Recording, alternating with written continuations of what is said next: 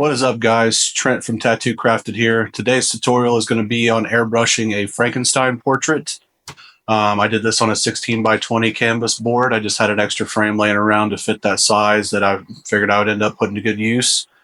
So I did this painting. It took me about 4 to 6 hours, I'd say, somewhere in there from start to finish. I worked on it pretty much continuously with a couple little breaks. And at the end, I did clear coat it with 3 coats of triple clear from Krylon. Just to give it some, kind of like I don't know, good coating over it, made it look better. So without further ado, let's jump into this thing.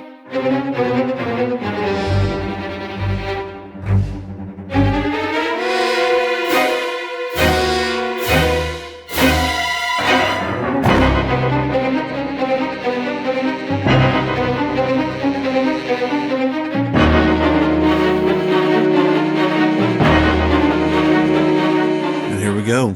So to start off, I used some Cero paper and a little etching tool to make that stencil that you just saw a second ago, just to lay this out. I always start off and start blocking in whatever the shading tone is going to be. So if I'm working on like black velvet, I'll start shading in with some white, kind of laying out where I'm going to lay everything as far as colors and shades and all that stuff.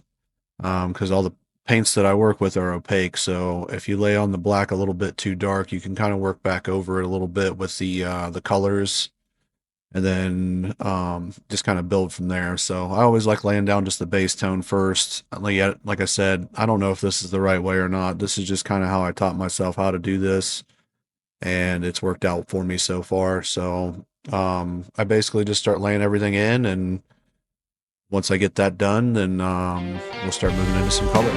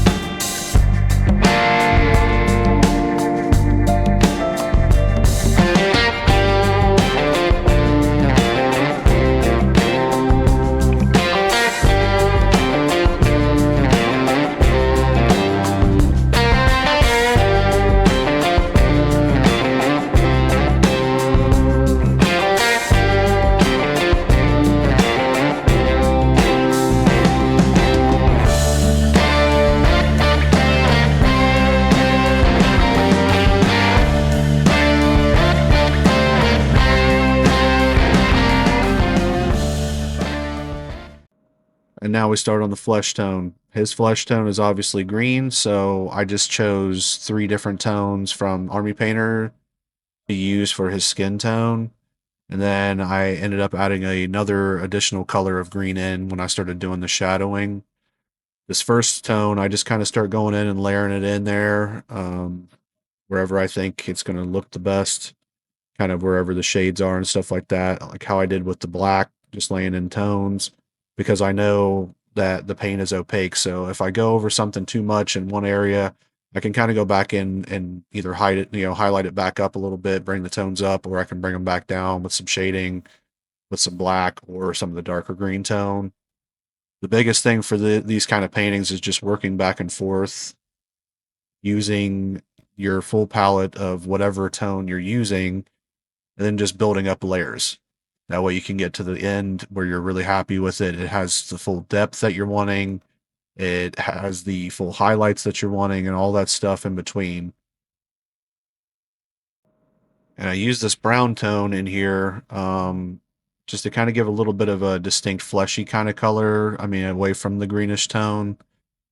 That way it'll give it a little bit of separation, but it works well with the greens. Just kind of mutes it a little bit. And then after I'm done with the browns, I go through and use a little bit of the really, really light green that I chose and start putting that in some of the highlighted areas as well. And like I said, just keep building back and forth. That's all this is.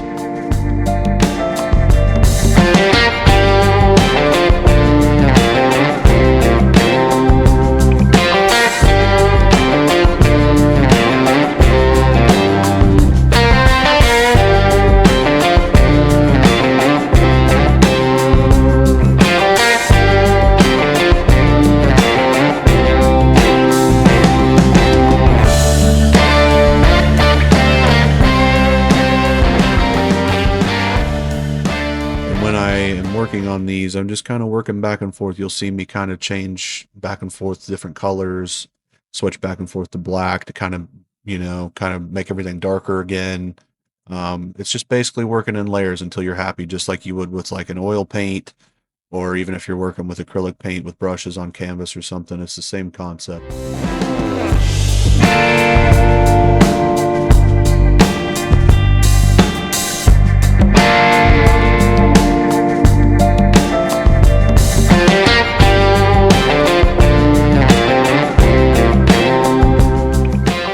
Adding in a little bit more details here, just kind of working tones back and forth. Working in layers is really important, like I said. It just allows you to keep just building off of that base layer of that black. You can keep just going over stuff and over as much as you want. Yeah, I'm a really big fan of this kind of airbrushed on the side of a van kind of looking stuff. I just really enjoy that. I just think it's just looks cool. Just something classic about that. Even the stuff that's kind of goofy that you'd see like on vans in the 80s and stuff, it's still so insane just to think that somebody just sit there and airbrush that on is just wild to me. That's kind of what I wanted this piece to look like, as if it just got cut off of the side of a van or something like that and you stuck it in a frame. I thought that was cool. That's why I sprayed it with the clear coat.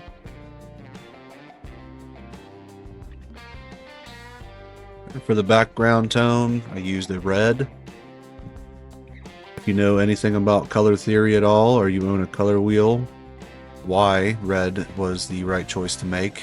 It is the exact complementary color to green. Since obviously he's green, the logical choice would be to use a red. You can also use kind of like a purple. You could use like an orange, like an orangish red. Those kind of colors are also complementary. The same as like the complementary color to purple is yellow, and so on.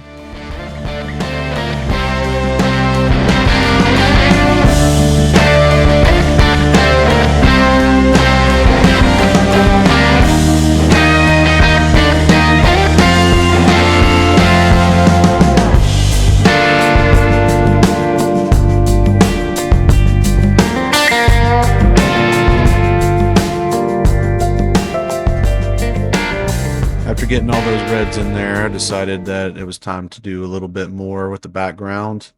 So I decided to add some flames. Demonic Yellow, Molten Orange, both from Army Painter. And I have flame templates that I actually created myself. I have a Cricut cutter. I bought that a while ago so I could make airbrush templates and stencils and stuff like that.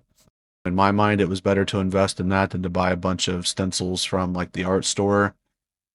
You can do whichever one you want, but for me, buying the machine and buying Mylar sheets and cutting my own stencils has allowed me to make a bunch of different shapes and all kinds of different things. So I'm going to do a video explaining some of that here soon as well, how I made my stencils, what they look like, all that stuff. So if you're interested in that, stay tuned for sure.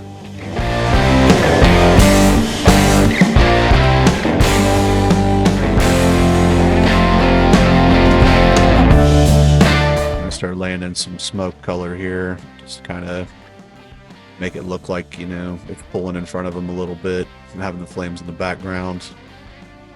Start doing some white highlights here in just a second, kind of brightening some things up. With the lightning, I always lay down my base color like a blue or whatever color you want the lightning to be, kind of have it overspray a little bit and then go in really finely with the white to really make it pop.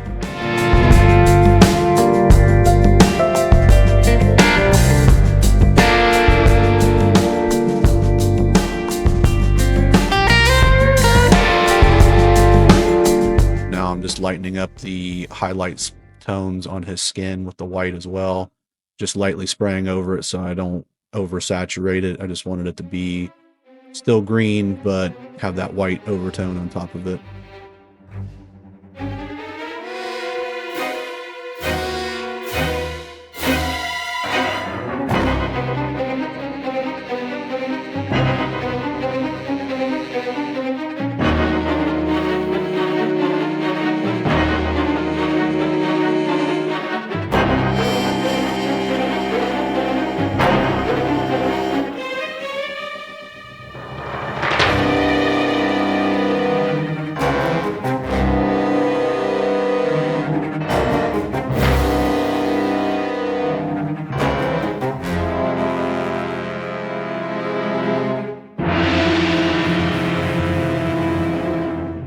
And there you have it, guys. That's how I painted this 16 by 20 Frankenstein portrait with my airbrushes.